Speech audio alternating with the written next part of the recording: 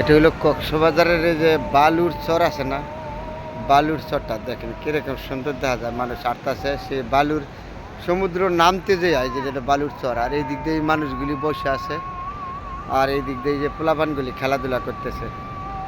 আর এই পাশটা গাছপালা আছে। ওরা হইলো এটার মালিক পরিচালনা করে, তাদের একটা কোম্পানি। এই যেগুলি দেখেন না, এটা কোম্পানি ডাচ বাংলা। বসলে 1 ঘন্টা 60 টাকা, তা আমি বসছি 60 টাকা দিয়ে আজকে বইছি। হ্যাঁ, আমিও বসছি নিজে, এই 60 টাকা দিয়ে বসছি।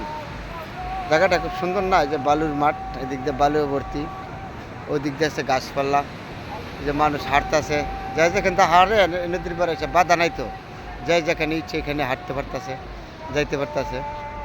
এখানে পোলাপানতে খেলাধুলা করতেছে। এই দিক দিয়ে এই যে খুব সুন্দর বালুর মাঠগুলি, আর এইগুলি সম্পূর্ণ হলো কোম্পানি, এই তারা পরিচালনা করে একটা কোম্পানি মাধ্যমে। এগুলির মধ্যে বসার জন্য 1 ঘন্টা 60 টাকা লাগে। বসতে পারেন, আমি না বসতে আমার জোরাজোরি নাই, আপনি বসতে পারেন, না বসতে পারেন, আমাদের ইচ্ছা। এই যে লোকটা বসে রয়েছে, ওরা খুব সুন্দর। এই যে বালুর মাঠটা, এই যে কক্সবাজার সমুদ্র নামতে এটা বালুর মাঠ। এই বালুর মাঠে থেকে আপনাদের সাথে শেয়ার করলাম জায়গাটা, খুবই সুন্দর না? এমনি দেখতে সুন্দর, সমুদ্রের পার তো খুবই সুন্দর লাগছে। সালাম আলাইকুম বন্ধুরা, সবাই ভালো থাকবেন, আমার জন্য দোয়া করবেন।